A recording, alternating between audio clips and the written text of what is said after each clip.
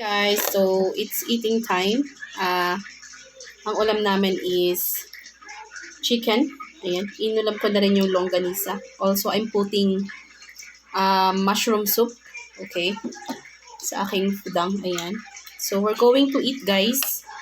And let's taste our fried chicken. Also, the soup. It's yummy, momshies. So, yung mushroom soup, guys, ito yung nabibili lang dyan. You can buy sa grocery. Ayan.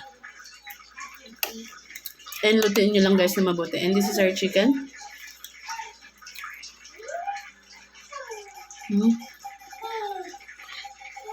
Masarap siya, guys. Masarap siya, guys. So, ito yung soup namin is mushroom. Good combination, momshies, sa ating chicken. Ayan, so ito yung frinay nating chicken kanina. Ayan, you can actually fry this one also in your house, guys. So, thank you guys for watching. That's our video for today. Bye!